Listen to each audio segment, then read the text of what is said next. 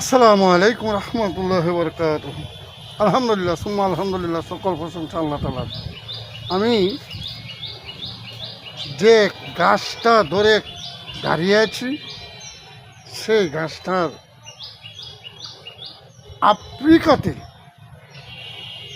সেই গাছটার বসবাস।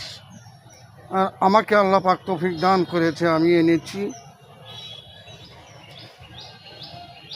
ছেলে হোক মেয়ে হোক, শারীরিক দুর্বলতার জন্য কঠিন থেকে কঠিন কাজ করে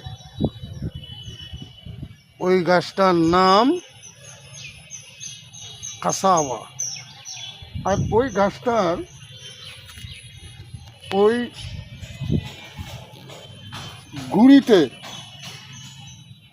হয় একটা আলু, সেই আলুটা কোটি টাকার দাম।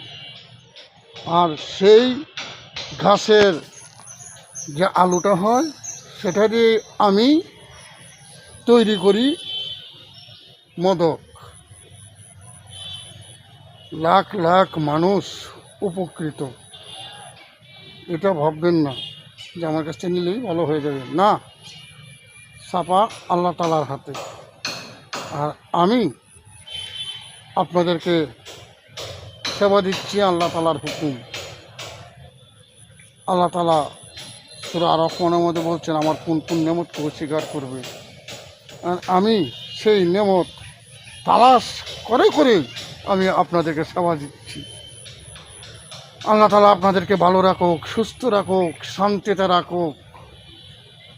আর ওই গাছটি যদি কেউ পান, যত্নে লালন পালন করবেন। কোটি টাকার চেয়েও দাম ওই কাসাওয়া।